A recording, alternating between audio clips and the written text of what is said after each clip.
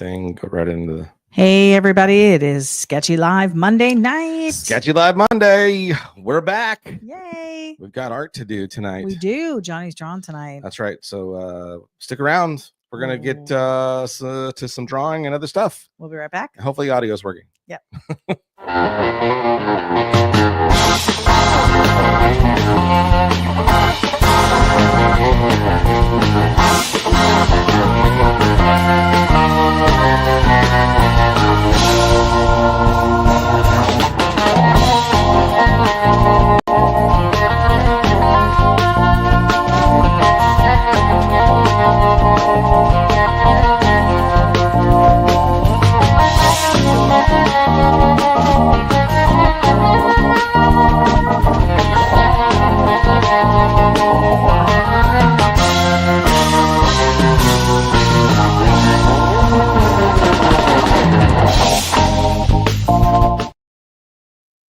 Hey guys, welcome back. Sketchy Live Monday. Check it out. Hopefully you can hear us. And anybody who's on is popping on right now. Please give us a hey, we can hear you or something. That audio is good, so we know we can continue to keep going, and we'll get into this darn thing and start having fun. Yes. What are you going to be drawing tonight? I know you started a pre-sketch earlier. I don't even know if people can hear me. So until somebody tells me they can hear me, that'd be great. Anyone, please. Can you hear us? Let us know. Yes, they can hear. Okay. Okay, great. Thank you. Yes. Hey, welcome to Sketch Live Monday. Now we know it's a podcast and it's happening, and we're live sketching tonight. What was the question? I asked you what you have been working on because you had something sketched up and you said, you know what, I think I'm just going to finish this tonight. Yeah, nothing really working on. I was in the, been working on commission stuff all day today, and just needed a palette cleanser of something just to do that would be, fun. And we got this new paper because our local art store has suddenly changed. And it's not carrying Strathmore paper. Strathmore? My normal Tantone favorite. And now they have this paper, which I'm not sure. I can't remember who makes this.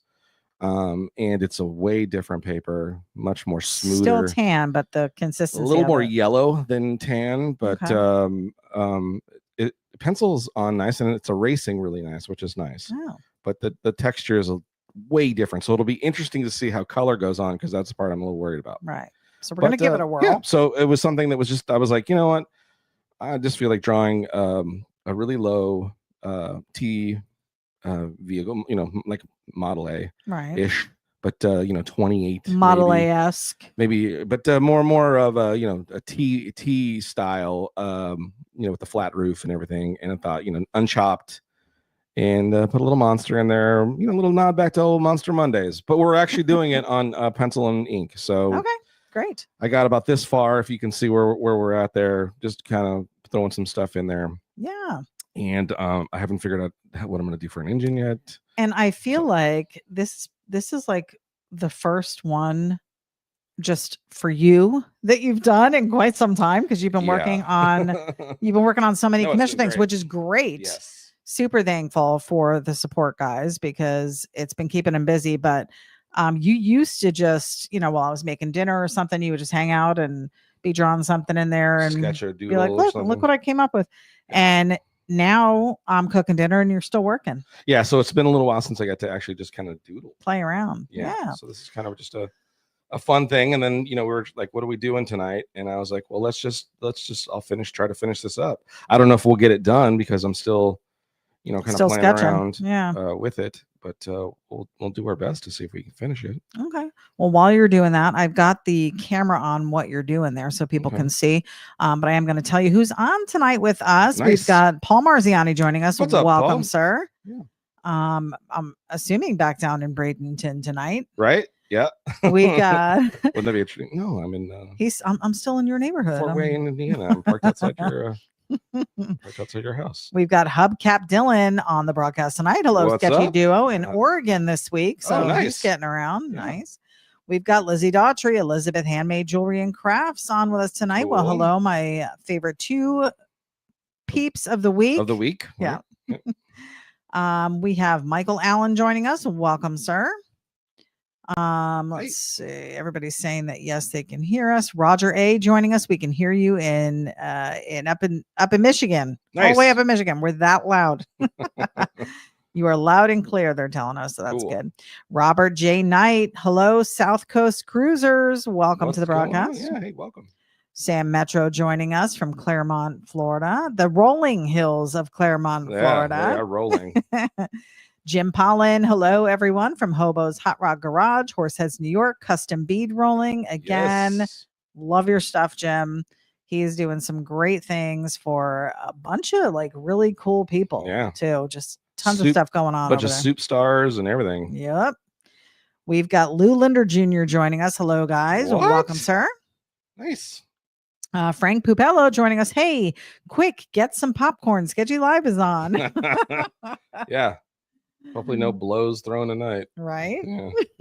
Scott Beckerman joining us. Hey, will you be working with Ian Russell anytime soon? I love your guys' builds. Me too. Yes. Man, you even just told Ian the other day, you were like, hey dude, if you need me for anything, I'm available. I'm available. We've got an open schedule right now. We're sort of kind of collaborating on a little bit of this Volkswagen. I mean, it's an ongoing Volkswagen project that he's been doing, and I've had a little bit of a hand in it.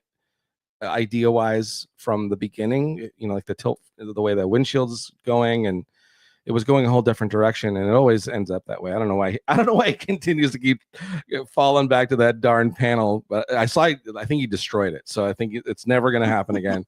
But I'm loving he's doing some front fascia nose light treatments right now to the bug, and he sent me a picture because I really I've been wanting to do I have some ideas that might help for sketches. And of course, as soon as I had some ideas, he threw something at it and I was like, oh, that's really cool. And then I was able to help kind of do with some Photoshop stuff to help him out. So it was not, it was still all his vision, but at least I got a little bit of an assist of help in the project itself. You felt involved in some way. I did, at least a little in some way. Yeah. Yeah, I mean he's just been super busy from what we've seen. So because he's got all kinds of irons in the fire. Yes, he does. All the way. I don't think we've known that guy to ever not be busy. That's really. Yeah. So yeah, just a ton of stuff going on. But Johnny is definitely available. But always grateful that anytime I can give him a hand in any capacity. Right. It's always fun, and I really appreciate it. Yeah. So. We've got Diane Kinnery, Ray and Diane, actually. Nice. Hey, very hot and humid here in Illinois. I know we're feeling that too. It's been a heat wave. I'm sick of the heat already. I'm starting to get a little what's that where you feel like all you've been is inside? Cooped up? No. What is it called? I don't know. You're only in one place and you just want to get out of the house and it just stagnant. No. COVID. That's how I felt during COVID. We didn't leave the house. Clearly, you don't know what it's called. I don't know what you're talking about. Richard Hahn joining us from Alpena. Welcome. What's going on? All of our Michigan peeps on tonight. We've got Robert. I'm going to butcher the name. Shane, Chene. Shane. Well, you wouldn't. Sheen. It wouldn't be you if you didn't butcher the name. So he says, put some injection stacks on top of that engine. Great idea. Yeah, we may do that. You know what? Do you remember Monster Mondays when people would shout out, "Hey, do this! Hey, do that!" And they actually helped you create the artwork. Look at what I'm doing. I'm throwing stacks. Thank you, Robert. Why not? Good idea. We've got Michael Overby joining us. What's happening, y'all? What's up? Mabel Morris joining us. Looks sweet. We've got Art Smith on the broadcast, our buddy Art Smith. Yes, all products tonight are brought to you by Art Smith Art products. If you need art, Art Smith. Scott Beckerman. I'm going to make a sticker. I think I'm going to make a sticker. An Art Smith. Art sticker? Supplies by Art Smith. Scott Beckerman joining us from St. Genevieve, Missouri. That I've never heard of that. That sounds beautiful. We are going to be in Missouri. Is that part of the United States? Do you think? Yes, it is. Okay, just it's Missouri. Sure. Well, you know how you are. I am geographically challenged, guys. But we are going to be in Missouri in just, I feel like, a couple weeks. It's like, what? It's October. No. But October is going to be here before we know. We're already going into August. Don't. It's literally it quicker because 2 months. I'm not ready. Like 2 months. We'll get ready because we're going. Show Me Lowbrow art show in St. Louis. Super I'm excited. ready. I'm ready to go hang out with people and see people. Yes. That I'm definitely. But you're not ready artistically. You got. I mean, you are already artistically, product wise, because we're gonna go with some products. We're gonna go with some original art. We don't bring any prints to this show. Did we bring T-shirts last time? Yes, we did. We did. We will probably have some shirts. We'll probably have some hats. One design and the hats and stickers. Yeah. So we'll be going with some of that stuff, but mostly original art. There we go. There's some stacks on that blower. That looks cool. Yep. We've got Ken Dog 826 from Ken Dog, Massachusetts. What's up? Massachusetts. Maybe just Massachusetts. Maybe it's just Ken Dog from Massachusetts. Maybe. I don't know if there is a Ken Dog, Massachusetts. I don't know if that's a city in Massachusetts. That's the way I read it. I just think it's hilarious that no matter what, it'll be. Yeah. It's being said. That's all that matters. You'll read it as you want. You'll be where she says you're from. Scott Beckerman said, "Thank God that panel was terrible." LOL. I think referring to the build, Ian's build, maybe. Oh, is there a panel? Yeah. Oh, I don't know. Yeah, I mean it's hard to, it's hard to make that. And we had I think the first transition in that we did with the big fat fenders, big wide fenders, and the things that we had done, I think it looked cool, but as soon as you removed it in what is now that yellow card change of plans, and the chop was revealed that we did because him and I chopped that thing, and yeah, it was hard to say when he showed me. Yeah, I think you should put the panel back, but it was going to be cool because it had a really cool back door that we were doing, and those big wide rear fenders I think really look cool. But as you stated, everybody was throwing the PT Cruiser thing at it, and so that's always hard to get around. So Paul Marziani said cabin fever. That's the one. Thank you. Ding ding ding ding for the win, Paul Marziani. That's exactly what it is. Cabin fever. Jason Busey joining us. Good evening from Oklahoma. Oklahoma, where the winds. Welcome. Oh, Robert said you got the name right on the first shot. It's pronounced Shane. Love the stacks. Okay. See, I did good. Look at you. Good. Art said that sticker would be awesome. Let's do it. We've got G Moore, tired of the heat, ready for fall and Bug Jam. Seriously, man. And you might even get to go to Bug Jam this year. Well, we'll see if I can get that steering fixed. Yeah. But, yeah, and the thing is the heat. Like I can go out there and I can sit in it around it for a little bit and I'm okay. But as soon as I want to start doing anything, it's just too stinking hot to do anything. And you just sweat so easily because I sat out there on the porch tonight for like a good half hour while we were filling the pool and it was fine. Well, yeah, because you don't. But you just open the door and let the heat hit you and you're immediately soaking wet. So I'm not a sweaty person, if that's what if you're trying to say. Not normally, but this week it's just shut up. I'm just getting old. I just don't want to be in the heat. You are ancient. We've got Hot Rod Hangout podcast joining us. What's up, guys? Ancient. You're ancient. Did you hear Hot Rod Hangout? I did. Podcast? What's up, Hank? Hot Rod. Hank. Hot Rod Hangout. It's a tongue twister as well. It is a tongue twister. We've got Michael Giorgiani. All right. Well, there's our. What's up, Caddy Zaddy? There's our little tune. I love it. What do you guys think? Likes and loves if you're digging it. So now we do. So this was your pencil. Yeah.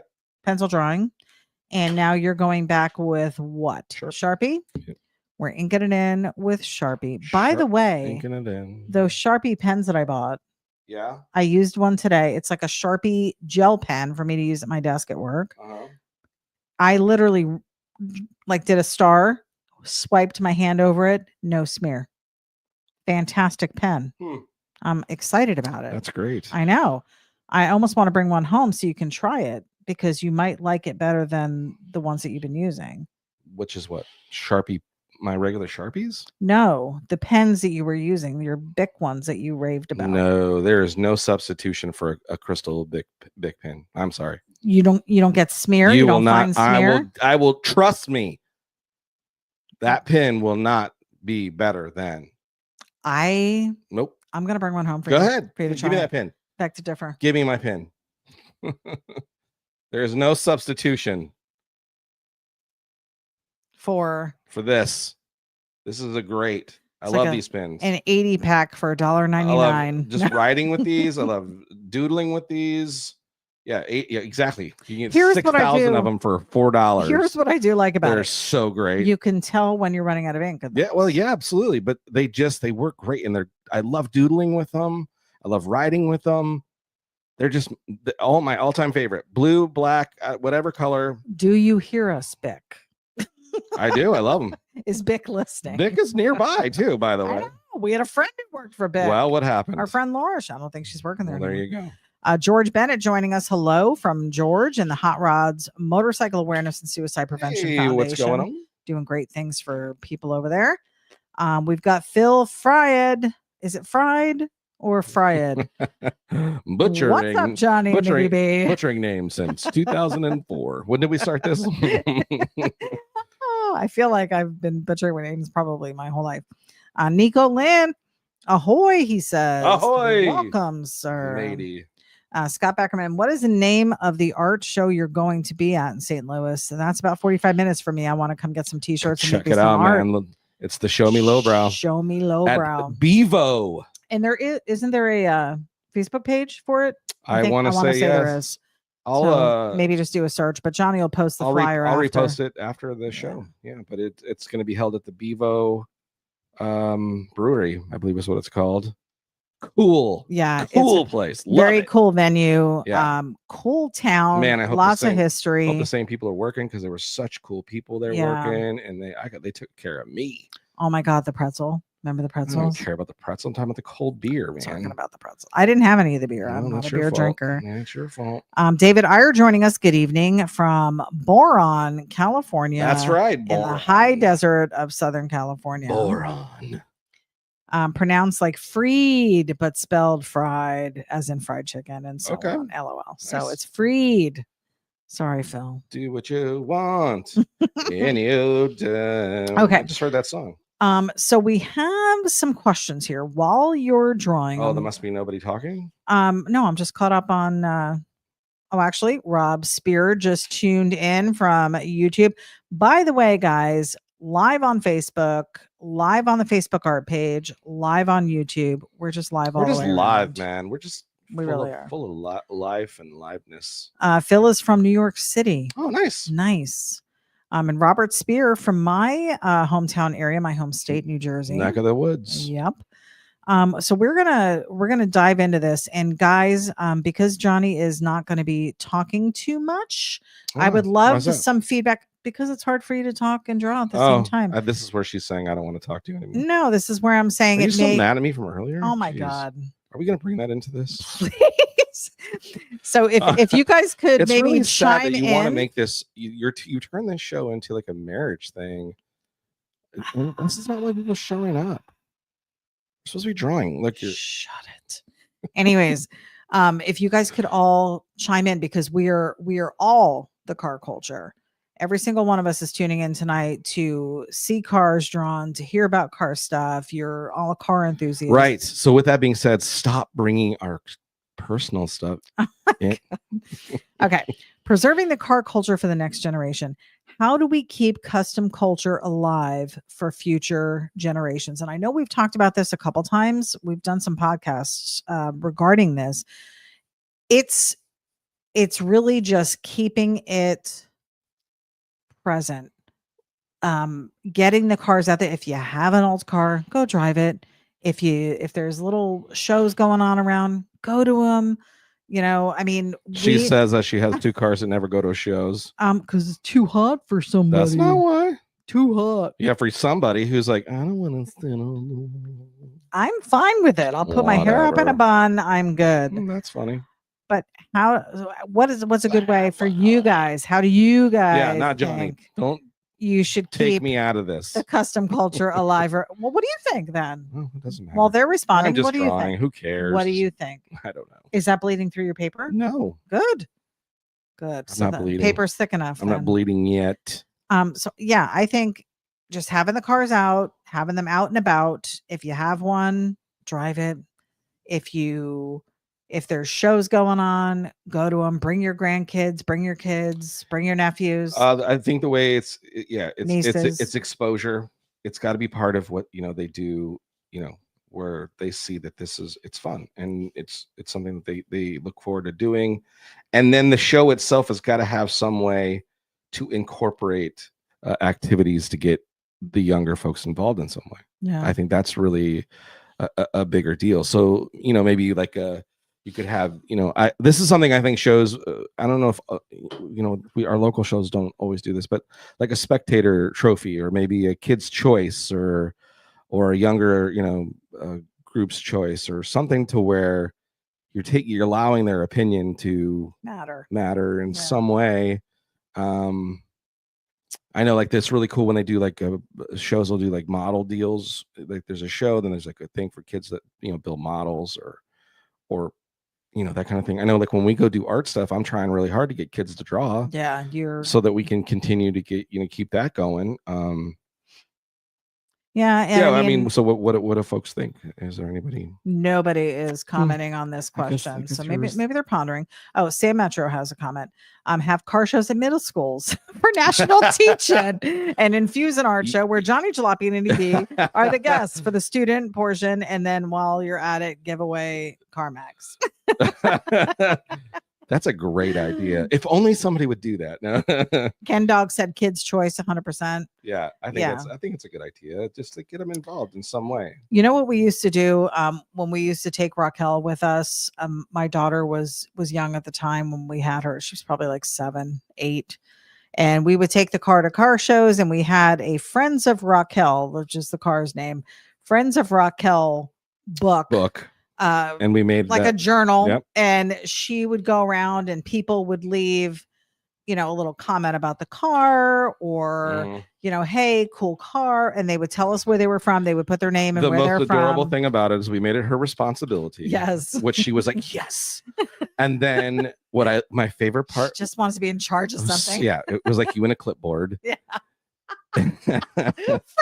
I just remember we were at Disney at the cruise in Kissimmee, they're by Disneyland. So there's people from all over, Old Town, people from all over the world. And she'd walk up to him and, would you like to sign the book? Our car's book. Yeah.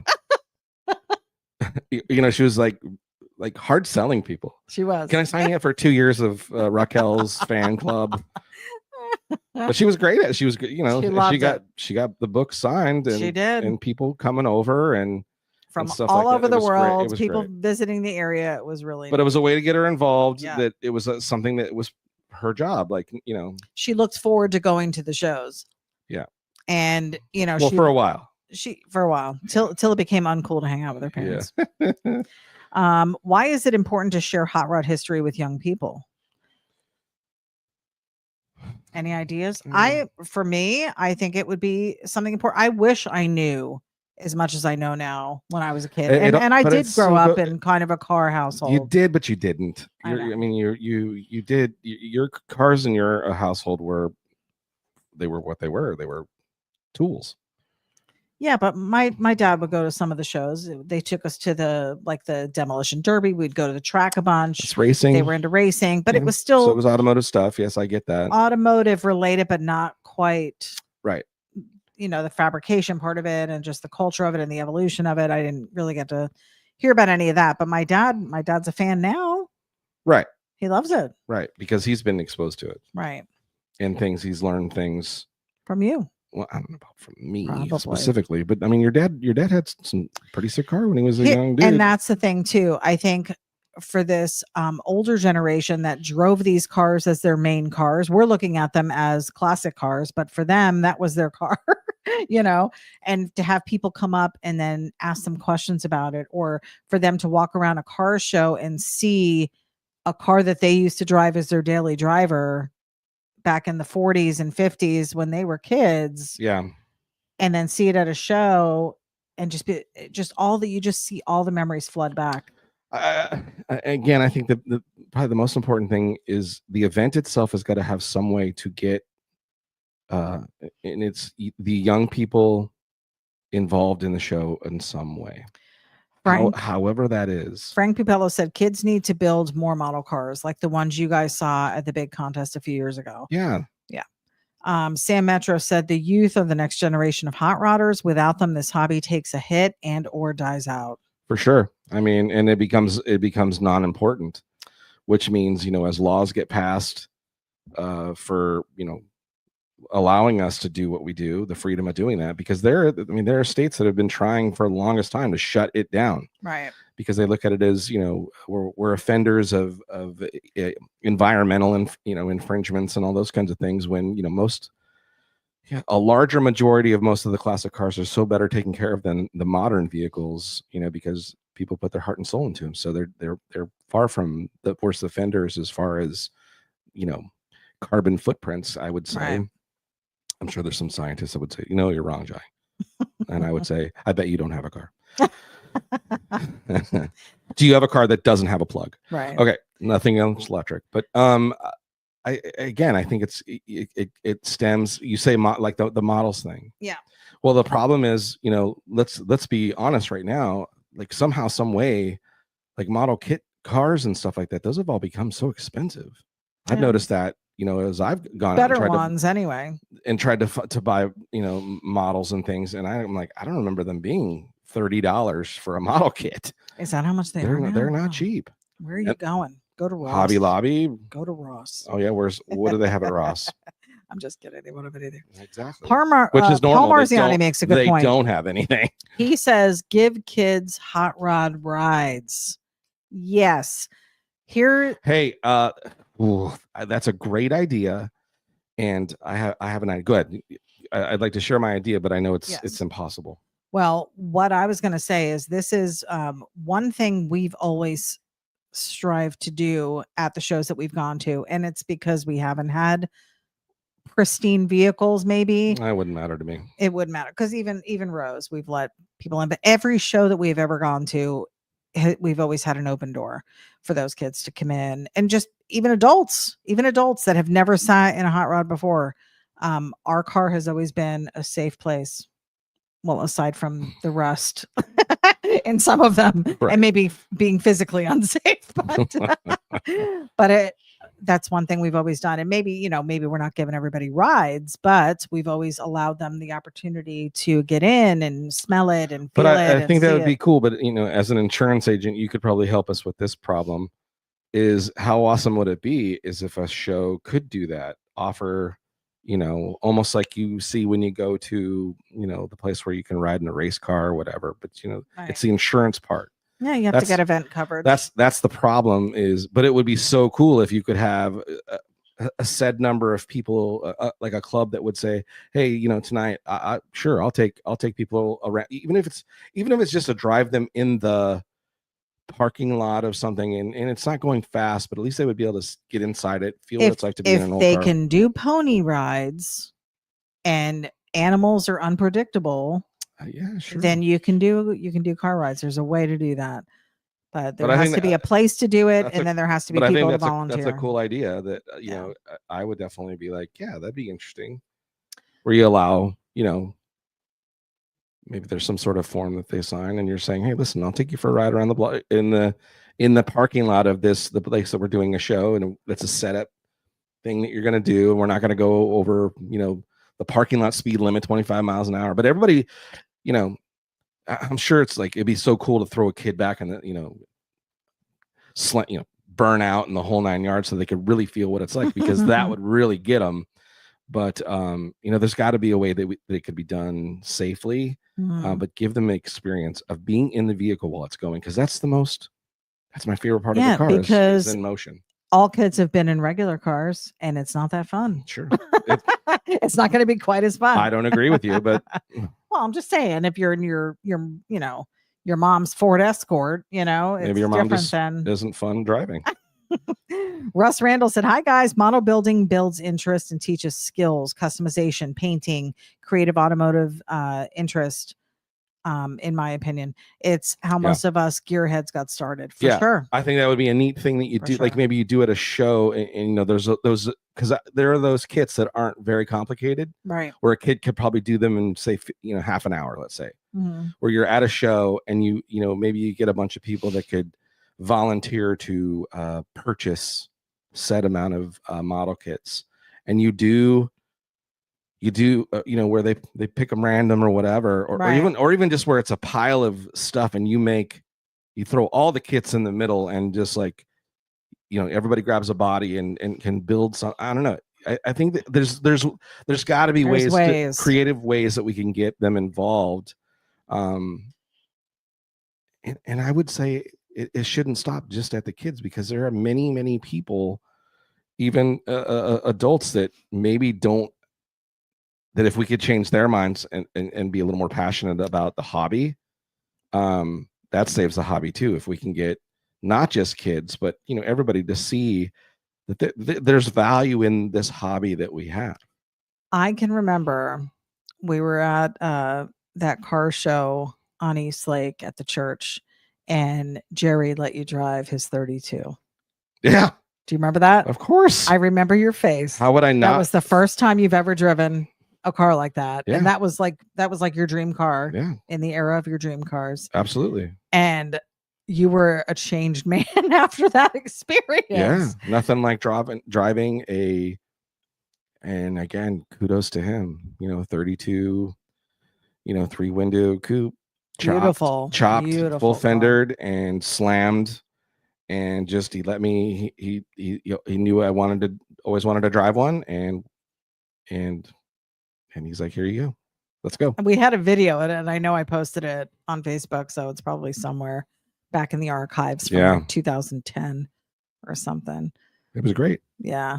So and I was so grateful for the opportunity. Oh, yeah. The guy handed me the keys to a very expensive car. Yeah. Glenn Belfiore said, "Hot rod history depends and broadens a kid's mental image of the hobby." Yeah, for sure. Rob Ida's shop is a current real world extension of his family fabrication racing history. Models are pricey, but hey, pony up for the kids. I have had my son's friends race my vintage slot cards in my downstairs raceway. Local cruises, he said. Yeah, for sure. The slot car tracks, man, as a kid, that was like, you go to somebody's house and they had this giant slot car track. Man, it was the best. I think for a lot of kids, if their parents are involved, like, and we saw this a lot at Autorama, there were parents, totally dressed for the culture and walking around. They had bags of stuff that they were buying, car parts, and stopping and looking at every car out there, taking pictures and stuff. And their kids were with them, had their little baseball caps on, their little shop shirts. Like, they were just so cute. When kids are raised that way, that's going to be a part of it. But I also think the auto shop in school, because kids learn so much from school. Yes, I agree. From peer stuff. That's one of the things that unfortunately has happened, is that we've those classes have been cut. Gotten rid of those that type of learning, and they're important. Like the vocational stuff. Yeah. Right? We were just talking about that. Yeah. Where there's, holy cow, where are our next electricians and our next I hate not going to use the word common, but just these technical jobs that are needs. Who's going to do that? Plumbers and electricians and people that can weld something or build, fix something. We've become such a throwaway society that but there's still things that have to be fixed. Right. And what are we going to do? We need people. So we've got to. I think it's an investment. I hate to sound throw a political thing here, but I think it's an investment for our country, that we've got to start making these things priority in schools, or make them simpler to get to after high school if they're not going to be available, to where trade schools are definitely more affordable, and there's more incentives and definitely more ways that kids can get into a trade type thing, because the trade jobs, we need those things. I'm wondering. I wish I would have taken, auto body and automotive stuff. I started to in junior college, as I wanted to be an actor. I was like, yeah, but I also want to learn how to do auto body, because I had, a mini truck and stuff like that. And, I was too busy trying to party. I didn't care. But, it's just sad because they're not available. And I blew that opportunity. I could have been doing that as a career. Yeah. Frank Pupella said, if you remember my dumpster rat rod, which I was honored to have you draw, it was built out of junk parts. Imagination is free. Kids need motivation and guidance. Of course, I remember that thing. It was so cool. And I agree. A kit bashing type creativity when it comes to model stuff, I think, is the funnest part, to where they allow their imagination to build something when, that's for sure. Glenn said, take them to the vintage drags. Yeah. But it's important that those things stay around. And we've got older gentlemen that are holding that thing together.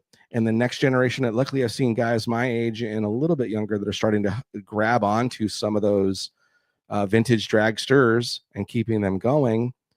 But imagine how many of those things have just been tossed because there are families where nobody has interest in it anymore. That was what Dad did or Grandpa did. Nobody cares. You know what I mean? And it's sad. Vintage is making its way back, though. So maybe. Rob Spears said, I remember as a kid seeing a car with a rumble seat. I would have loved to go for a ride in the back of one of those. Yeah, I think. Yeah. Well, that's what got me. I remember, I had, and it was the cars I got to take rides in as a kid. I remember, I think it was in like 5th grade or 6th grade. My buddy's dad had a dune buggy, and the Oceano Dunes were not too far away from us where we lived. And he loaded us all up in the dune buggy, and we drove to the dunes. I mean, it was a good 45-minute ride to the dunes, and then we wheeling out in the dunes in a dune buggy. And I was thinking to myself, remembering, man, I want something like this. So much fun. And then I remember got to ride in someone's Jeep.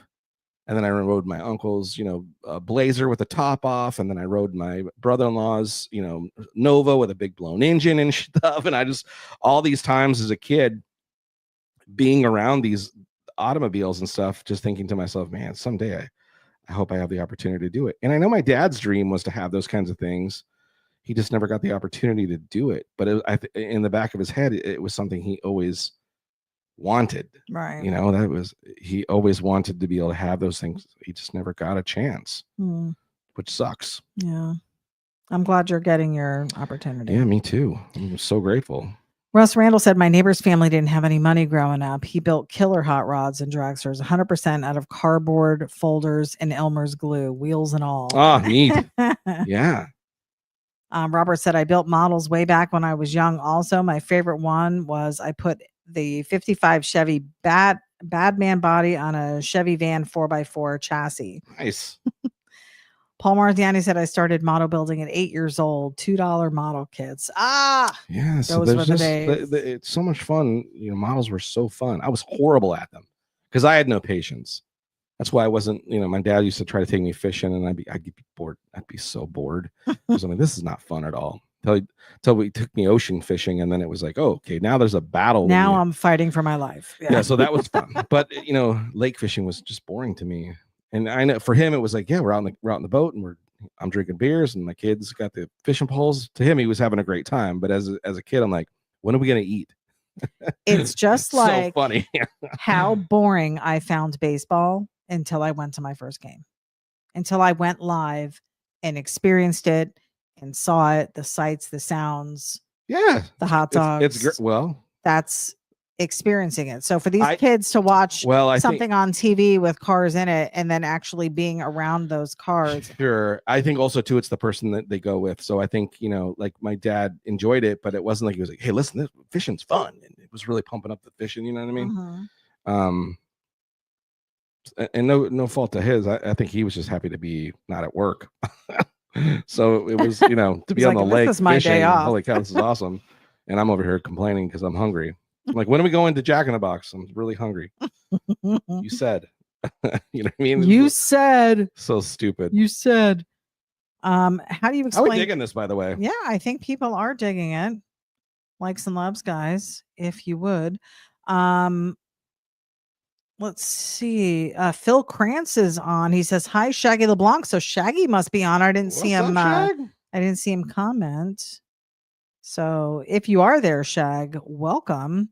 Miss you. Yeah. Hope all's well up there in Michigan. What's up, buddy? Another question. How do you explain the meaning of custom culture to someone new? I don't know if it can be explained like we were just talking about. I think it needs to be experienced, really. I think if you show them an experience, then they'll understand it. Custom culture. Yeah. How do you explain the meaning of it? Is the question. I mean, holy cow! It's the people that are in history. Yeah, people that are in it are living it. It's not a hobby, right? I mean, people that are truly in the custom culture itself, like in the custom culture, you know, there are people that do automotive stuff as a hobby, and it's on the weekends and this and that.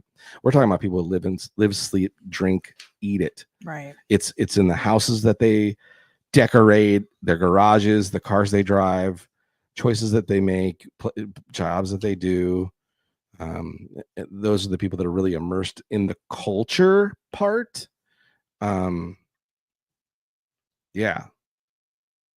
for sure. Okay. You know what I mean? Like, you take a great example, Shaggy LeBlanc. Oh, he is here. He says, "I'm watching you." There we go. Shaggy LeBlanc. Shaggy LeBlanc. Custom culture guy.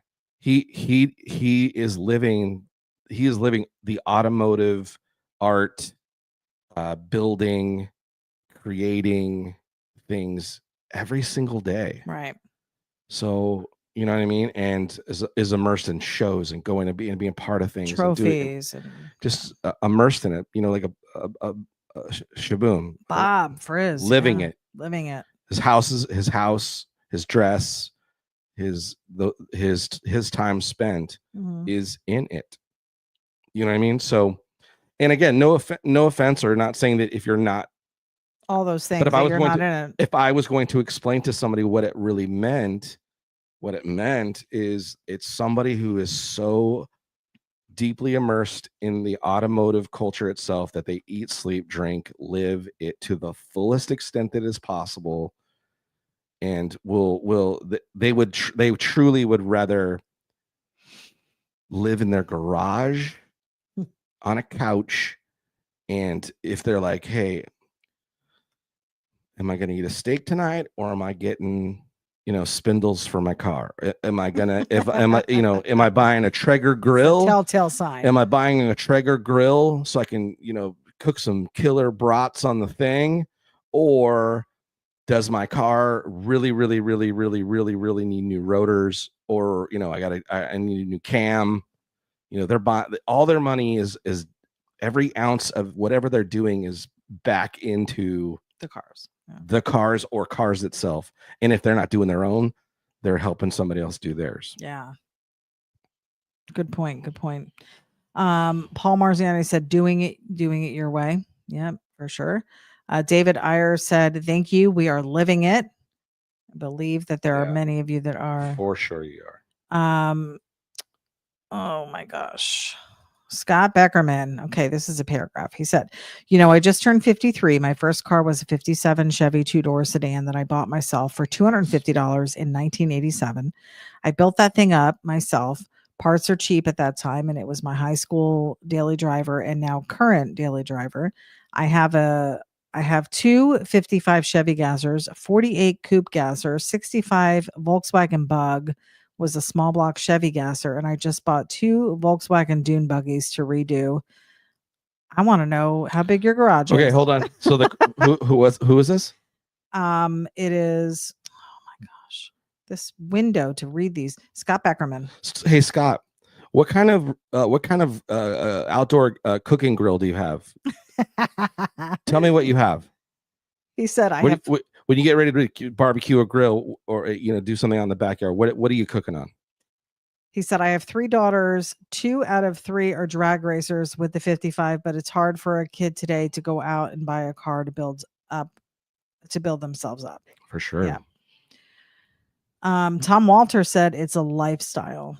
Robert Beal said, what was it like to work with Ian to build the VW hot rod, van hot rod?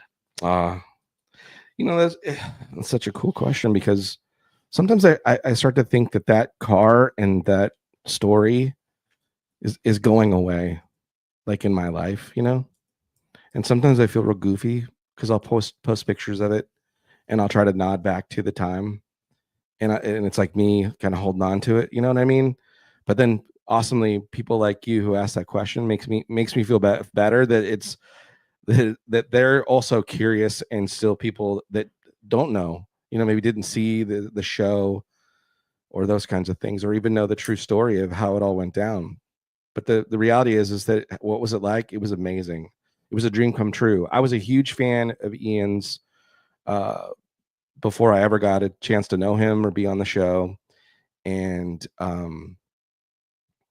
I did that drawing 5 years before his client even found it. It'd been all over the internet. No one paid attention to it. In fact, the first time I drew it and put it out there, it didn't get much, like, hey, thumbs up. Oh, that's a cool idea. In fact, some folks were like, oh, that's kind of weird, because it was Volkswagen and a hot rod together, But I had this idea that those two crazy cultures together would make a sick car. And the most iconic VW bugs were cool, but a bus, shrunken down into like a T-bucket body, I just kept thinking that would be so cool. And so I drew it, and again, it lived on the internet, and it lived in a different color for the first 2 years. It roamed the internet in a army green color, and it didn't get much attention at all. And then I changed it to that blue, and then I got a little more attention where people were like, oh, that's pretty cool. It's an interesting idea. And it made me think of like, okay, I'm going to start trying to figure out of the box ideas type stuff. And of course, it's based on my favorite car, which was the Uncertainty. A lot of design ideas from that car were immersed into that. And then lo and behold, I get a message one day in my inbox, and it's somebody saying, hey, you're not going to believe this, but Ian Russell just shared your photo, and it sounds like they might be building it. I'm like, shut up. And then a couple minutes later, Ian Russell himself messaged me on Facebook. And the rest is history. And man, it went down after that. Timothy Punnell is joining us. Welcome, sir. Thanks for asking. Dennis Goff joining us. Good morning, he says. You guys. Hey, good morning. Scott Beckerman said, I don't have any kind of grill. Like you said, all our extra money goes into our hot rods. Thank you. My kids are actually fine with that for the most part. They're out there working in the shop with me. Cool. And I wasn't doing that to like throw you, to embarrass you that you don't have a grill. But I bet you grill stuff. I bet you've probably got a grill that you've made. You know what I'm saying? Like I could see, like it's probably a hot rod grill, which is there's probably a set of rims that were shitty, and you threw some metal over the top of it, made your own grill, and you probably use it to, that kind of thing. Because we used to, or an old Weber grill that's a piece of junk or whatever, something that you bought on your way to the track or something like that. I could see that. What I was saying is, you couldn't imagine spending thousands of dollars on a grill when you're like, that's money I'm stealing from my passion, which is I could buy parts, or this is another couple bucks towards another gasser that I've been looking at, or hey, I've been wanting to put yellow Lexan in that one gasser of mine, so I'm going to save my bucks and I'm going to buy some yellow Lexan to make this thing look really cool, right? I'm going to bet that's the mindset, and there's the custom culture. He doesn't have one gasser; he's got like 10 of them. Multiple gassers. Come on. How do you pass down knowledge without sounding stuck in the past? Yeah. Kids today are just like, you old folks. I don't believe that part. Yeah. I think if somebody is actually interested, they'll listen.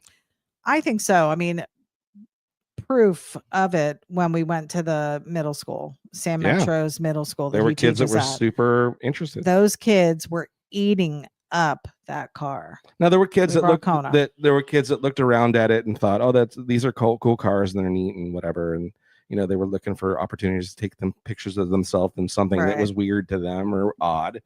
I'm sure there was a group of them, but there were actual kids that were super interested. How did you do this? How long did it take you?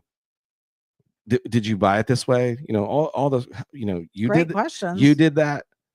And then, same thing with like the art stuff. There were kids that, were interested in doing art. And I'm sure that a lot of conversations that they have aren't from people that are interested in doing what I do, but I utilize some of the techniques and the things that they're interested in are still very interesting. It's design in their things that they like. What I thought was neat was Sam had actually coordinated a little art show and had all the kids draw art, and it was all very culture related art. There were a lot of rat fink, and that was cool. They had made choices to do, and again, I don't know if it was told to them that's what they should do, but there were a lot of them that made choices to do that, and they did great. But they would have had to look that stuff up, right? They would have had to research it for reference, for sure. Yeah. Whether they read up on what it was and who did it and all that kind of stuff, maybe not, but that's okay. Are social media platforms helping or hurting cultural preservation? I think it helps. I think it helps 100% because people are posting tons of photos from shows they go to. Look at all the stuff that's going on up in Michigan that we're missing. Sure makes you jealous. Yeah. I mean, it's, weekend after weekend, there's something going on up there. So people are posting all that stuff. I wouldn't be able to see that stuff. I wouldn't be able to see those cars if they weren't posting them. Right. Yeah. So I think it helps see what's going on. Look at all the stuff going on overseas in Australia, the car culture over there, the people that we have on this broadcast tonight that are from Australia. Yeah, there's a lot of cool places that we wouldn't see those places. Well, and I think also for them, they wouldn't see what's going on here, inspiration to where they can then, because that's the hard part in overseas countries is there's a lot of laws that they really got to deal with that aren't as free as we are here, that we sometimes take for granted, that we can run no fenders in some states and different things like that, where they have to make specific choices, otherwise they're breaking laws. And I know there's a lot of countries to where they have hot rods, and some of the choices that they make is because they can't do all the free cool custom-y stuff that we can do, because it just breaks all the laws. So then they don't do. It's a law to have fenders or not have fenders. Mm-hmm. And in some of our states too. Really? Yes. Oh, I did not know that. Yeah. Interesting. Huh. How do we make sure legends like Ed Roth and Gene Winfield aren't forgotten? Well, hopefully you have people, like the people that are here that are still interested in not just the part of the automotive culture that is only the car itself. Ed Roth was an artist. Mm-hmm. Gene Winfield was an artist in metal, but also, painter and a designer and an idea guy and kind of that kind of stuff. So we don't lose the creative aspects as well, that it's not just about money and buying and purchasing, that there's a creation part. And then you get into the actual art of building these vehicles, right, and maintaining them as an art as well, so there's so much creativity in all aspects of the automotive culture and hobby. Again, that's the part that's got to get shared too. And it's the storytelling, and it's the history, and the having those cars in museums where people can go see them. Sure. But it comes down to the ones that are still out and around and about it, that don't forget either. Right. Still continue to talk about those guys and make them a part of, what we do, and that we give nods to, and we continue to either keep the legacies of keeping those cars alive, whether they're I don't want to see them in museums. Yeah. I like a person like Bob, Frizz is a great example. Owns these cars that these legends have built. He's got a Heinz car, he's got a Winfield car, and they're not in a museum, they're on the road, they're driving, he's taking care of them, and you can go to a show and you can see them. You can stand next to a car that a legend built and a legend owns too. You know what I mean? And it gives inspiration to the next guys that are building these really cool cars, that maybe new legends will come out, and then someone will want to buy that car and keep it around. Because that's the sad thing. They get tossed. Yeah. Many of Ed Roth's cars just got junked and no one cared. What's the one that Bob was driving, the green one that he was driving from Autorama back to his house? Green one? You mean the gold one? Oh, was it gold? That's the Bill Hines car. Oh, what was the name of it? I forget the name of it. Was it the gold one? It's gold. I thought it was the Jade Idol. Oh, he was driving Jade Idol 2, I believe is what they call it. Yeah. Yeah. It wasn't the original Jade Idol. Not the original. Yeah. But drove it from Autorama, of course, 45 minutes back to his house. And his daughter drove the Heinz car with no lights and headlights. And and that was his stories to tell, which is awesome. Again, this is how immersed that guy is in the culture. His kid, not all of his kids grew up being automotive people, but look, he's got a daughter who ends up working for Ford and is highly in the automotive stuff, and she's a really cool person. Sam Metro said, I think Pennsylvania still has fender laws. That's that's what I'm saying. So there are still places that have where you can't.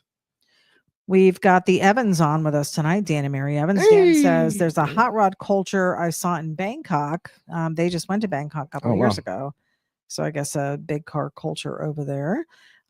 David Iyer said we have lost the magazines that would keep the custom builders alive. People don't buy the mags anymore. Yeah, that is a part that they're still selling them though, aren't they? In the stores, Hot Rod magazine and no. Really? Huh. When's the last time you saw one? I haven't looked. There you go. Yeah. You're part of the problem. Oh my God. What kind of content connects most with younger fans? Right now in the industry, it's movies, unfortunately. Yeah. And there's not a lot of hot rod movies, of course, because it's not a thing. They're not as cool. Yeah.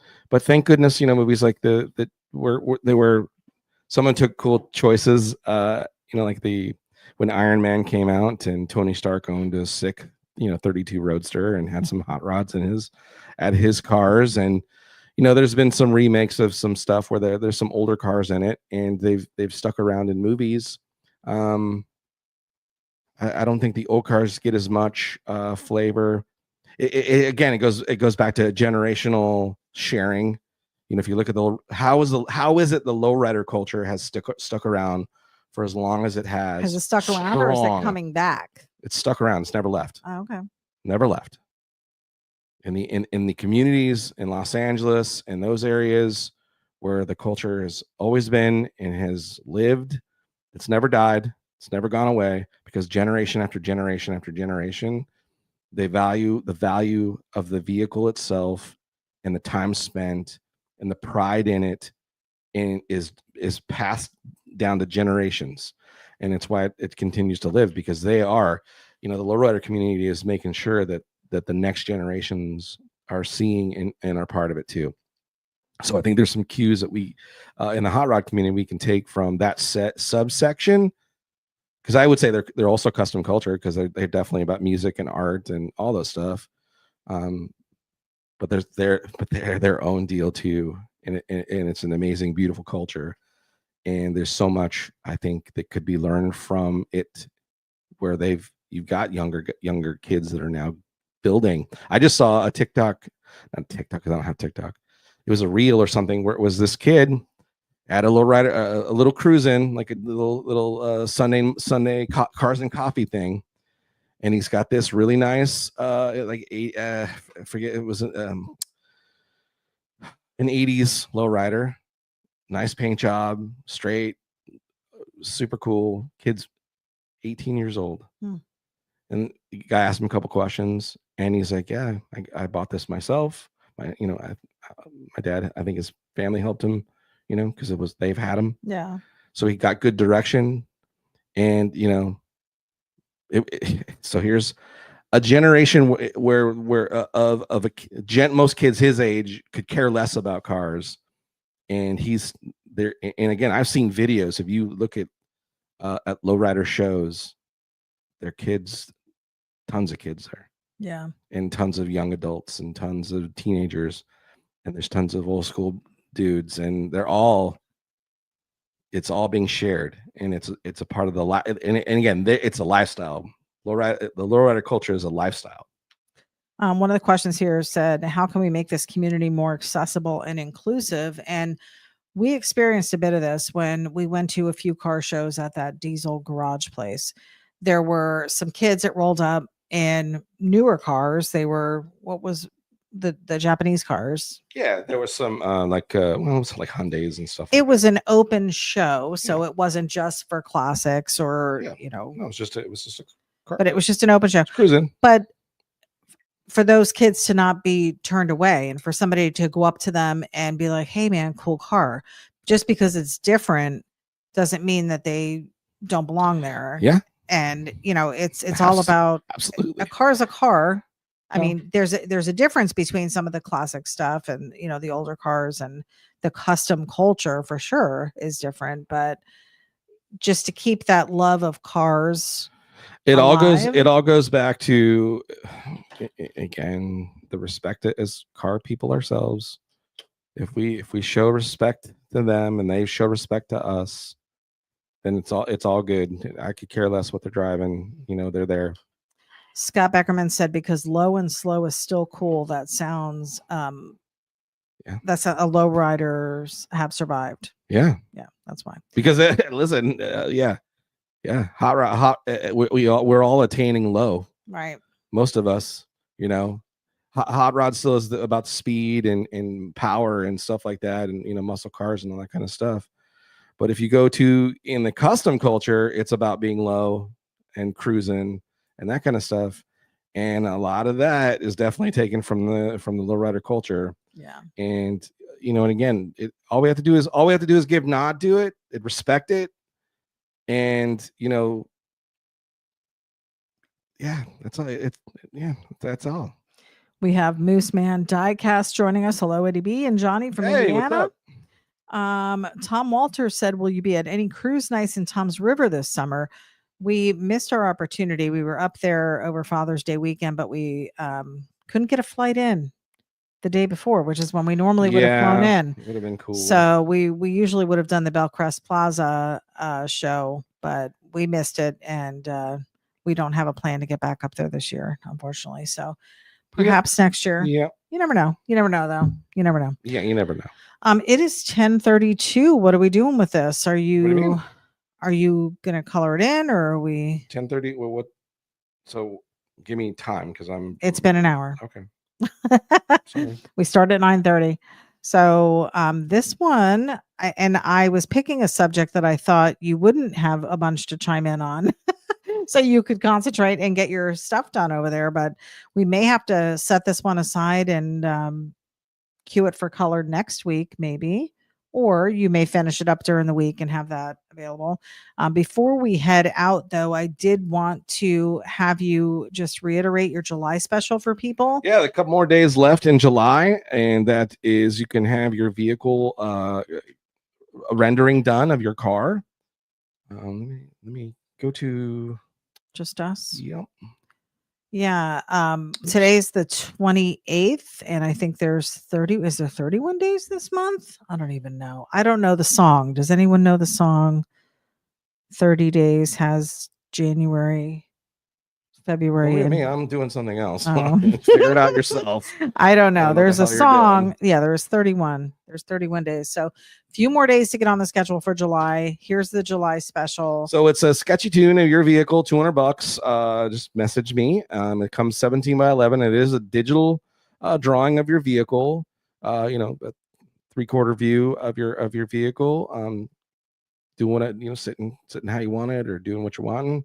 And it comes signed, so I'll print it out on heavy cardstock. Comes signed. I don't put my digital signature. I wait till it's ready to after we've printed it, and then I hand sign it. And we sign it one of one, so it's an original signature that's done, and it's the only copy of that print that'll be done. And $200. It's more than half off what I generally charge to have a rendering done of a vehicle or doing that kind of stuff. I also, once I'm finished with the drawing itself, then I will send you a digital copy in your email, so you can have that yourself as well, which is fantastic. Yeah, it's a bargain in its own. It is. It is. Stay tuned for the August special. I don't know what we're doing. Why would you even? I don't even know if I'm doing anything yet. We're gonna do something. We're gonna do something fun. We'll do something fun.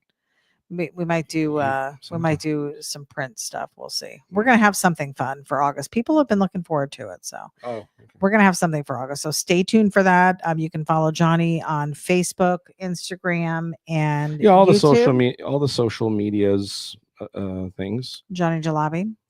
And of course, our website, johnnyjalopy.com. We do still have some of the red, white, and blue America hats. Johnny's wearing one tonight. Yes, still plenty of hats and stickers. If you can see it there. We still have the OG black and white trucker hat available as well. And then, of course, the beanies. You guys are coming up on cool weather here soon. So stock up. We've got a bunch of beanies in stock. Only a few of the America hats left. And then we do have a pretty decent stock of our regular OG hats. Tons and tons of t-shirt designs, guys. Go hit up the website, check that out, see what we've got available. We've got some sticker packs available. And then the last 7.5 years of digital art prints that Johnny's done. There's some hand-drawn ones that we've made into prints. There's some gems in there. Yeah. Yes. Very cool stuff over on the website. So go check it out. As always, we are so thankful for your support. Yeah, thanks for hanging out with us. Another fun Monday night in the books. You got to see me draw, go back to the drawing. You got to see me, do a little sketch. And of course, I wasn't really in a giant hurry. Going to go back to the sketch. Mm-hmm. And so I wasn't in a giant hurry trying to get it done, to get it to color or whatever, because we were talking, and I just wanted to, you can see my process. This is, if I was sitting here doing work, it might be trying to go a little faster because I got to get to the next drawing. But, there's me just working out of my head, no references or any of that kind of stuff, and just doing a quick little simple sketchy tune. So that's the deal. Mm-hmm. And again, I'm probably going to make this available. So if you're interested in it at all, contact me. You can do that through our website or hit me up on the social medias if you're interested. And it'll be in color. Or I don't think we're going to wait till next week to color it up. If I get time, I'll do it. If not, then maybe. But yeah, if you're interested in it, I think it looks cool as it is. Yeah, it does look cool as it is. I like the because it's on the tan paper, so there's already a little bit of color in it, kind of. I mean, maybe you'll do some highlights or something. We'll see. Yeah, maybe. All right, guys. Well, that is another Monday night in the books. Yep. Head on over to the website, johnnyjalopy.com, where you can get hat stickers, plenty of t-shirts available, all that kind of good stuff. I'm Johnny Jalopy, hot rod artist. With me, as always, my beautiful wife, ityB. Another Monday night. We sure appreciate you hanging out with us. Thanks for talking it up and chiming in. Again, the show Sketchy Live is only fun when you show up. So thanks for showing up with us. And as you're hanging around and you're in your shop and you're getting ready to barbecue on that non-Traeger grill or the tire that you turned into a grill, don't forget to say Sketchy. So we will see you guys next Monday. Next week. Bye. See ya.